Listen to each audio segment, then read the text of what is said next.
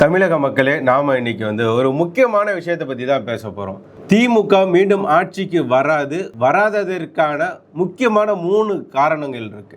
நீங்க பார்த்திருப்பீங்க, தமிழக முதல்வர் திமுக தலைவர் ஸ்டாலினோ அவரது அமைச்சரவையில் இருக்கக்கூடிய எந்த அமைச்சராக இருந்தாலும் அவர் எந்த தொகுதியில நின்று போட்டியிட்டு வெற்றி பெற்றார்களோ அந்த தொகுதிக்கு இப்ப ஓட்டு கேட்டு போகும்போது விரட்டி அடிக்கப்படுகிறார். இங்க வராதீங்கன்னு சொல்றாங்க. அது சிறுபான்மையினரா இருந்தாலும் சரிதான், தலித் மக்களா இருந்தாலும் சரிதான், எந்த பகுதியாக இருந்தாலும் எந்த தொகுதியாக இருந்தாலும் திமுக அமைச்சரே போட்டியிட்ட தொகுதிகளில் கூட அவங்க பின்னங்கால் பிடரியில் அடிக்க தெரித்து ஓடக்கூடிய நிலைமை தான் இப்போ தமிழகத்தில் இருக்கு. அதாவது 3 காரணங்கள் என்னெல்லாம் திமுக இப்போ பாதிக்கப்படுது, ஏன் ஆட்சிக்கு வராதுன்னு ஒரு 3 நான் சொல்லட்டுமா?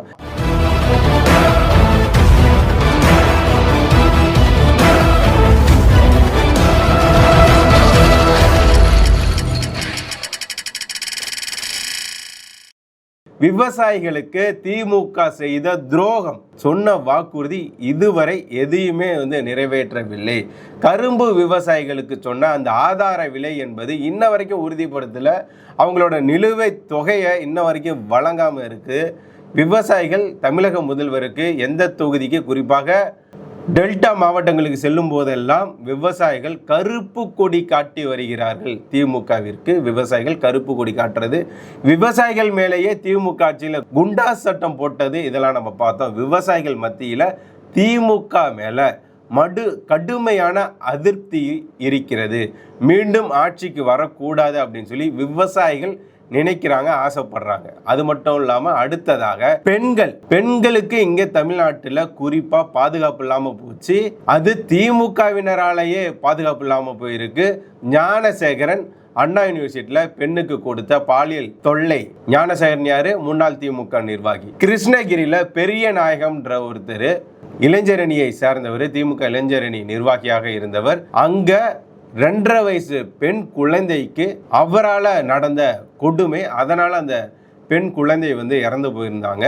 இந்த சம்பவம் தொடர்ச்சியாக திமுக நிர்வாகிகளால் பெண்களுக்கு எதிராக நடக்கக்கூடிய வன்முறை குற்றங்கள் அதிகமாயிட்டு இருக்கு. அடுத்ததாக போதைப் பொருள் பயன்பாடு.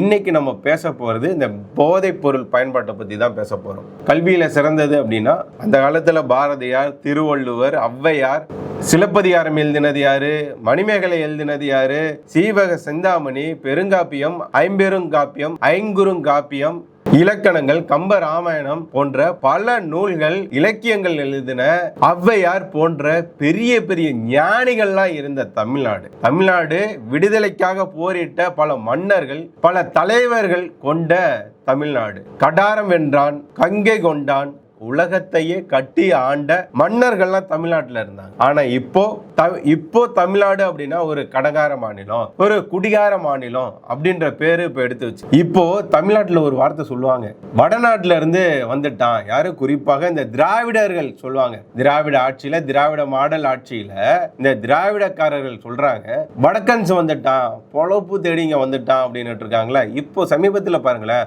அவங்களோட வருகைன்றது குறைஞ்சிருக்கும். அதுக்கு 2 காரணம் இருக்கு. ஒண்ணு, அவங்கள அவங்க வீட்டுல இருந்து அனுப்புறது இல்லை. ஏன்னா முன்னாடி எல்லாம் அவங்க குடும்பத்தை விட்டு இங்க கஷ்டப்பட்டு சம்பாதிச்சாலும் அந்த சம்பாதிச்ச பணம்ன்றது கொஞ்சம் கூட குறையாம அப்படியே அவங்க வீட்டுக்கு அனுப்பிட்டு இருந்தாங்க. ஆனா இப்ப என்ன ஆயிடுச்சுன்னா, அவங்களும் நம்ம கூட சேர்ந்து, அதாவது பண்ணி கூட சேர்ந்து கண்ணும் பீத்திங்க போமான்ற மாதிரி இங்க குடிகாரர்கள் அதிகமானதுனால நம்ம கூட சேர்ந்து, நானும் பச்சை தமிழன் தான், அதனால சொல்றேன், இங்க நம்ம கூட சேர்ந்து அவனும் குடிக்க கத்துக்கிட்டான், அதிகமாவே குடிக்கிறான். நம்ம கூட சேர்ந்து நம்மளும் ஒரு ஆஃப் ஃபுல் அடிச்சோம்னா அவனும் நம்ம கூட சேர்ந்து ஆஃப் ஃபுல்லு அடிச்சானா, அவன் ஒரு நாளைக்கு சம்பாதிக்கிறது 500 ரூபானா ஒரு ஃபுல்லு 700 ரூபாய் 200 ரூபாய் மேல கடன் வாங்கி தான் அவனே அதை குடிக்கணும். அப்புறம் எங்க காசை குடும்பத்துக்கு அனுப்புவான். அப்போ அவன் இங்க வந்தவொடனே குடிக்க கத்துக்கிறான், சம்பாரிச்ச காசை அவன் வீட்டுக்கு அனுப்புறது இல்ல. முதல் காரணம் அது. அடுத்ததா ஒரு காரணம் இருக்கு. நம்ம ஆளுங்க குடிச்சிட்டு சும்மா இருக்காம, ஏண்டா என் வேலைவா அங்க இருந்து தட்டி பறிக்கிற அப்படியே ரோசத்துல பொங்கிருவோம். இல்லைன்னா இங்க இருந்து ராக்கெட் அனுப்புற வேலையில போய் சேர்ந்து இருப்போம், இல்ல அப்படின்னா பெரிய பெரிய முதலாளிகளா நம்ம மாறி இருப்போம். நம்ம குடிச்சு அழிஞ்சு போனது மட்டும் இல்லாம நம்ம அப்பா அம்மா வந்து கஷ்டப்பட்டு சம்பாதிச்ச காசையும் அடிச்சு புடிங்கி அதுலயும் குடிச்சுதான் தீர்த்துக்கிட்டு இருக்கோம். அப்படிலாம் இருக்கும்போது அவனை பார்த்து ஏன்டா வந்தேரிங்கிறது வடக்கன்ஸுங்கிறது அவனை போய் இன்ஸ்டா ரீல்ஸ் எடுக்கிறதுக்காக கண்டம் துண்டுமா வெட்டுறது, அவனை வெட்டினது மட்டும் இல்லாம அதை வீடியோவா எடுத்து இப்படி கட்டுறது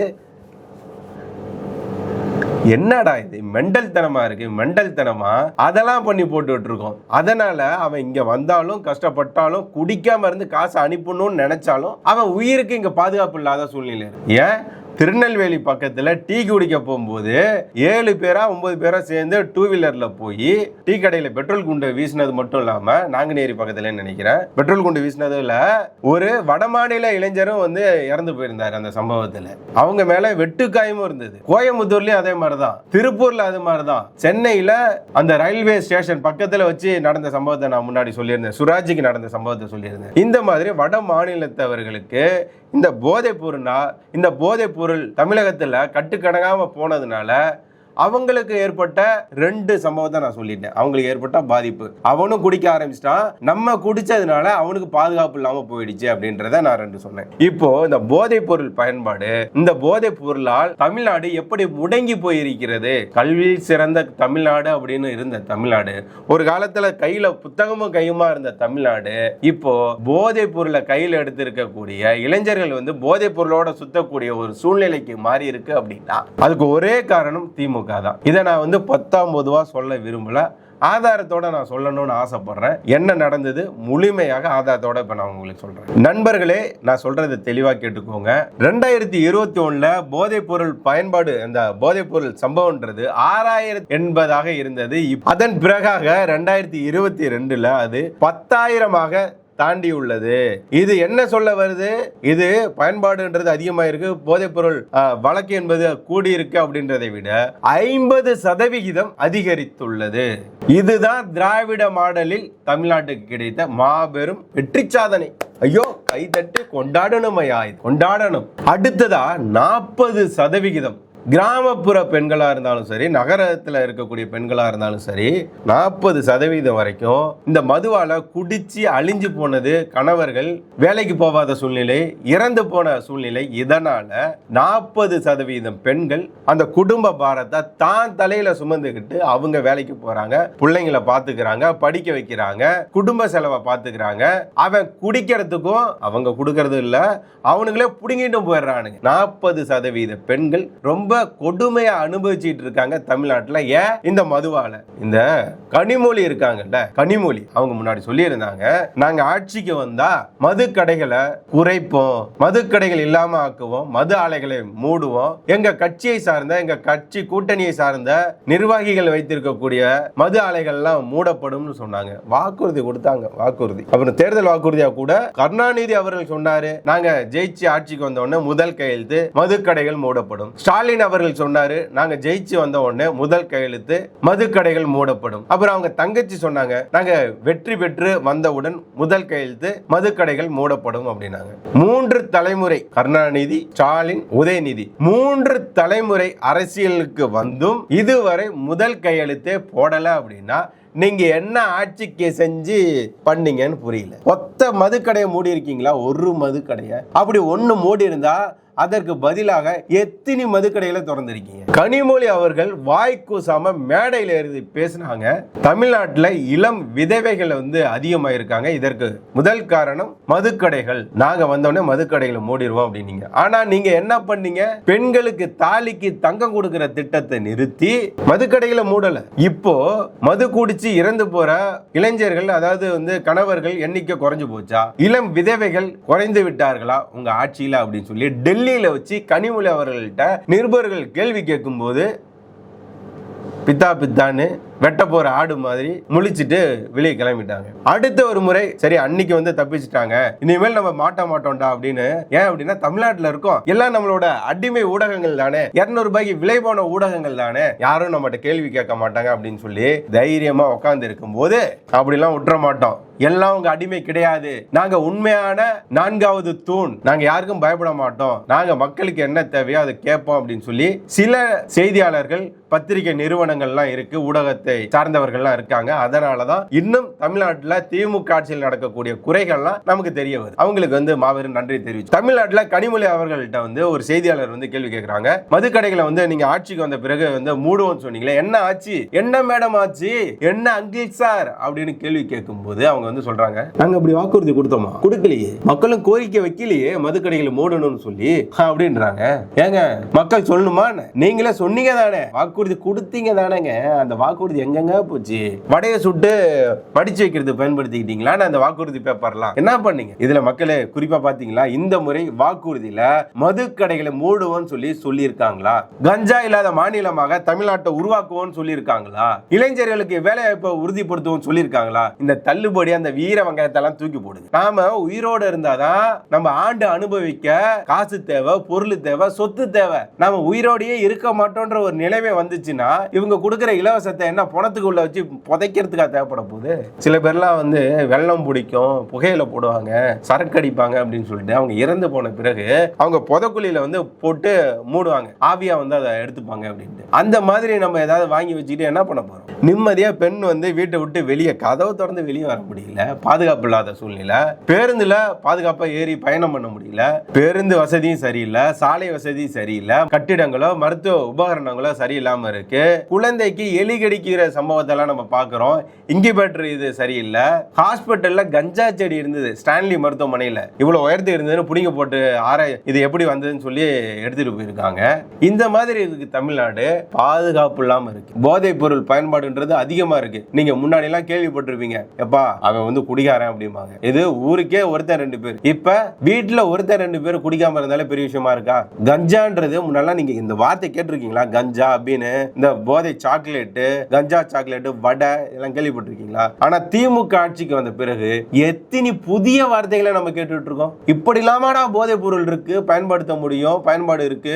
வெளிநாட்டுல உள்ள உயர் ரக போதைப் பொருள் கூட தமிழ்நாட்டுல சர்வ சாதாரணமா கிடைக்குது அப்படின்னா எப்படி? இது யாரால கிடைக்குது? யார் இதை கொண்டுட்டு வந்து இங்க வந்து சப்ளை பண்றா? இந்த சப்ளை செயின் எப்படி யாரோட ஆட்சியில் உருவாகி இருக்கு? திமுக ஆட்சியில திமுக கட்சியில இருந்த நிர்வாகி ஜாஃபர் சாதி, திமுகவில் இருந்த நிர்வாகி அமீர், திமுக வந்து கூஜா தூக்கிட்டு சொம்படிச்சிட்டு இருக்காரு அமீர், அவரு வீட்டுல இப்ப வந்து ஐடி வந்து ரைடு பண்ணிச்சு. அந்த மாதிரி போயிட்டு இருக்கு. போதைப் பொருள் பயன்பாடுன்றது இல்லாம இருக்கணும், பாதுகாப்பா இருக்கணும் அப்படின்னா திமுக இருக்கக்கூடாது. நல்லா கேட்டுக்கோங்க, திமுக இருக்கக்கூடாது. மீண்டும் ஆட்சிக்கு வந்து இலவசத்தை தரான், 8000 ரூபாய்க்கு டோக்கன் தரான், இன்னும் என்னென்னமோ தரானுங்க அப்படின்னு சொல்லி ஓட்ட போட்டீங்க அப்படின்னா அதை வாங்கி அனுபவிக்க நாம இருக்கணும், சந்தோஷமா இருக்கணும், நிம்மதியா இருக்கணும். இப்படி எல்லாம் இருக்கணும் அப்படின்னா திமுக இருக்கக்கூடாது. அடுத்ததா நாம இந்த டாஸ்மார்க் பத்தி பேசும்போது 2024 இருந்து 2025 டாஸ்மார்க்கோட வருமானம் எவ்வளவு தெரியுமா? 48,000 கோடி டாஸ்மார்க்கோட வருமானம். ஆனா ஒரு சாமானிய மனிதனோட ஒரு நாளைய வருமானம் எவ்வளவு தெரியுங்களா? 300 ரூபாய். எங்க ஊர் சைடுலாம் களவெட்ட போனா ஒரு நாளைக்கு கூலி 300 ரூபாயில இருந்து 500 ரூபாய், 300 ரூபாயில இருந்து 500 ரூபாய். கோடின்ற வார்த்தையவே அவங்க வந்து சன் டிவி, கே டிவி இது மாதிரி செய்திகள், சீரியல் ஏதாவது பார்த்து தான் அவங்க அந்த கோடின்ற வார்த்தையை கேள்விப்படுவாங்க. முழுசா 1,00,000 அவங்க பார்த்தாங்கன்னா அந்த முத்துச்சோளம், பருத்தி வந்து ஏதாவது விளைவிச்சு அந்த அறுவடை செய்யும் போது தான் பார்த்தாதான் உண்டு. ஆனா 48,000 கோடி, 48,000 கோடி இந்த மதுக்கடைகளால மட்டுமே திமுக ஆட்சிக்கு கிடைக்குது. ஆனா இவங்க ஆட்சிக்கு வந்த பிறகு 5,50,000 கோடி கடன் வாங்கியிருக்காங்க. அந்த 5,50,000 கோடியை வச்சு என்ன பண்ணிருக்காங்க அப்படின்ற கேள்வி நீங்க கேட்கும். இந்த டாஸ்மார்க்ல 48,000 கோடி வருமானம் வருது அப்படின்னா அதோட காசு யார் கொடுக்கிறா?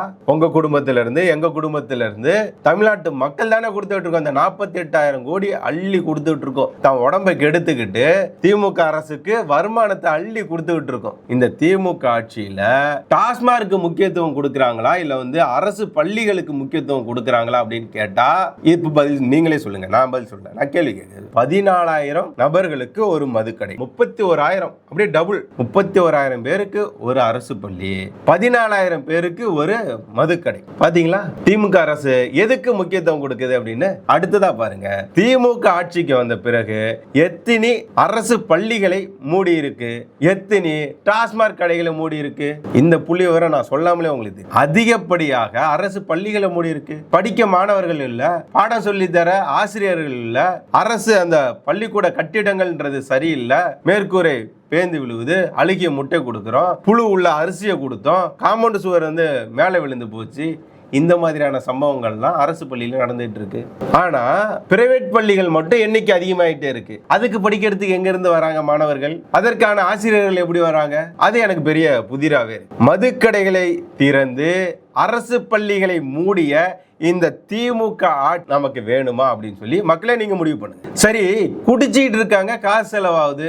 இதுல அடுத்த பிரச்சனை என்ன அப்படின்னா, குடிக்கிறதுனால நடந்த மரணங்கள்ன்றது இருக்குல்ல, அது திமுக ஆட்சியில எவ்வளவு நடந்திருக்கு தெரியுங்களா? 2023 மட்டும் விழுப்புரம் செங்கல்பட்டு மாவட்டத்துல 22 பேர் உயிரிழந்திருக்காங்க. அதுல குறிப்பா நம்ம சொல்லணும்னா 10 மணிக்கு முன்பாகவே மதுக்கடைக்கு போய் மது அருந்தும் போது 2 நபர்கள் வந்து உயிரிழந்தாங்க. திருவண்ணாமலை பக்கத்துல நினைக்கிறேன். அவங்க மது குடித்ததுல வந்து சைனைடு கலந்து இருந்தது அப்படின்னாங்க. சைனைடு எப்படி கலந்து வந்திருக்கும் மதுக்கடையில? ஒரு சாதாரண நபர்கள்ட்ட எப்படி சைனைடு கிடைக்கும்? இந்த கேள்வி இருக்கு. இதுக்கெல்லாம் அடுத்தபடியா நான் ஒரு சம்பவத்தை சொல்றேன், உங்களுக்கு தெரியும். அது இப்ப மறந்துருப்பீங்க, இதை நான் இந்த சமயத்துல சொல்லியே ஆகணும். 2024 கள்ளக்குறிச்சியில கள்ளச்சாராயம் குடிச்சு 68 நபர்கள் இறந்து போனாங்களா இல்லையா? ரொம்ப கொடுமை இல்ல? 68 பேருங்க. கொரோனாவால செத்ததை விட திமுக ஆட்சி காலத்துல இறந்து போனவர்களோட எண்ணிக்கைன்றது அதிகம். கள்ளச்சாராயம் குடிச்சு 68 பேர் இறந்து போனாங்க.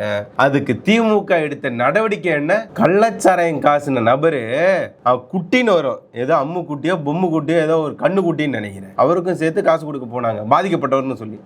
காசுனதே அவன் தான்டா அப்படின்னதுக்கு அப்புறம் தான் அவனுக்கு கொடுக்கல. அந்த மாதிரி இவங்க ஆட்சியில சாராயம் குடிச்சு இறந்து போறது, கள்ளச்சாராயம் குடிச்சு விசச்சாராயம்னு ஒரு பேர் வைக்கிறாங்க. மதுக்கடைகள்ல போய் அழிஞ்சு போறது ஒரு பக்கம், சம்பாரிச்ச காசெல்லாம் அரசாங்கத்துக்கே கொடுத்துட்டா குடும்பத்துக்கு எங்க போவோம்? இவங்க கொடுக்குற அந்த 8,000 டோக்கனை வச்சுட்டு நாக்கு தான் வலிக்கலாம், நாக்க நீட்டி நாக்கு தான் வலிக்கலாம். அதை எடுத்துட்டு போய் எங்க கொடுத்து என்ன வாங்குவீங்க? 8,000 டோக்கன் நெத்தில ஓட்டிட்டு போக வேண்டியதான். திமுக ஆட்சியில கொடுத்தாங்க அப்படின்னு. ஏன் அப்படின்னா இவங்க வாக்குறுதியா கொடுத்தாங்களா போன ஆட்சியில? கல்வி கடன் தள்ளுபடி, நகை கடன் தள்ளுபடி, விவசாய கடன் தள்ளுபடி, மின்சார கட்டணம் மாசம் ஒரு முறை வந்து அளவீடு செய்யப்படும், பெட்ரோல் டீசல் விலை குறைக்கப்படும், கேஸ் சிலிண்டருக்கு மானியம் கொடுப்போம் சொன்னாங்களே, செஞ்சாங்களா? எப்படி அந்த திட்டத்தெல்லாம் வச்சு காதுல வந்து குத்துனாங்களோ அந்த மாதிரி இப்பவும் வாக்குறுதி கொடுத்துருக்காங்க. நல்லா அல்வா மாதிரி கொடுப்பாங்க. ஆனா ஆட்சிக்கு வந்த பிறகுதான் பண்ண மாட்டாங்க. குடும்ப தலைவிகளுக்கு மாதம் மாதம் உரிமை தொகையாக 1000 ரூபாய் கொடுப்போம்னாங்கல்ல, ஆட்சிக்கு வந்து 2.5 வருஷத்துக்கு மேலதான் கொடுக்க ஆரம்பிச்சாங்க. கொடுக்கும் போதும் ஒண்ணு சொன்னாங்க, தகுதி வாய்ந்த குடும்ப பெண்கள். அது எப்படிங்க? அவன் குடும்பத்தில் இருக்கக்கூடிய பெண்கள் தகுதியா தகுதி இல்லையான்னு நீங்க எப்படி முடிவு பண்றீங்க? அதை எப்படிங்க முடிவு பண்றீங்க?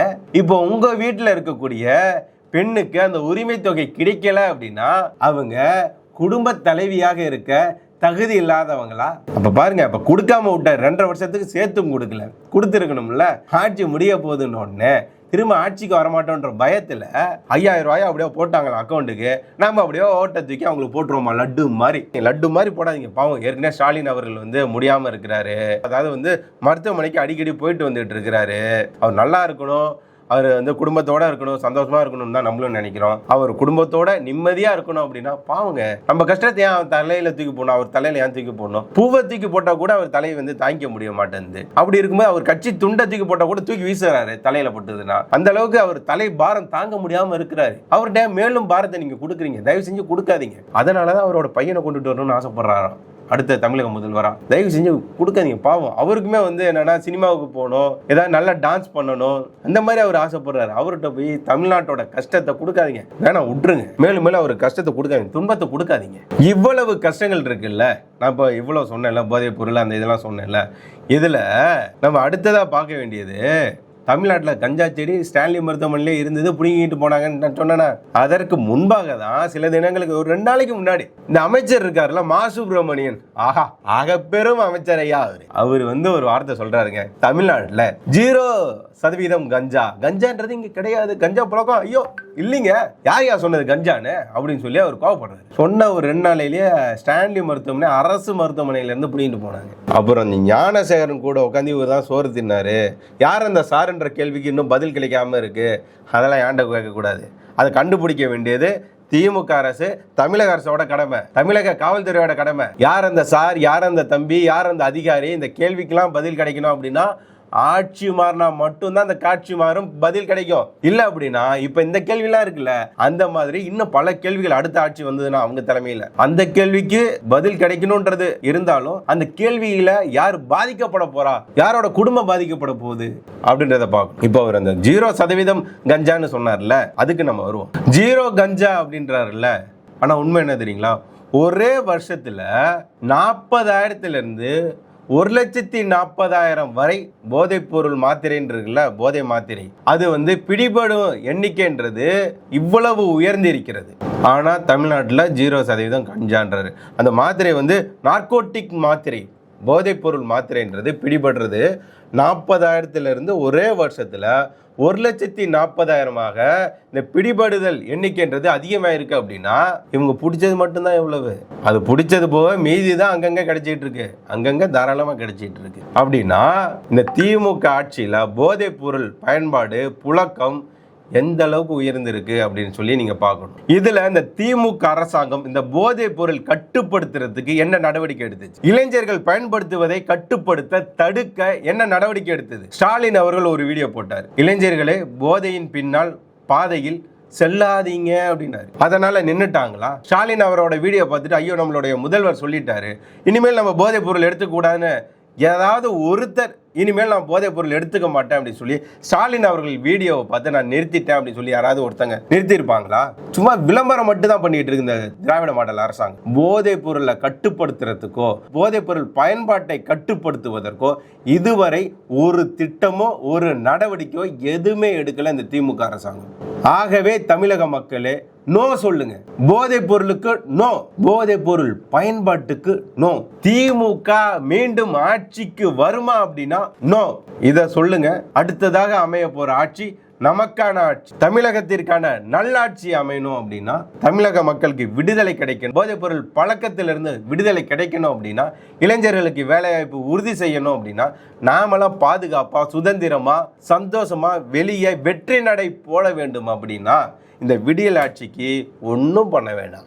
நோ நோ நோ நோ, இதை மட்டும் சொல்லுங்க. தேர்தல் இன்னைக்கு மறக்காம ஓட்ட போடுங்க. இதெல்லாம் நான் சொன்னதெல்லாம் ஞாபகத்தில் வச்சுக்கிட்டு ஓட்ட போடுங்க, மறந்துடாதீங்க.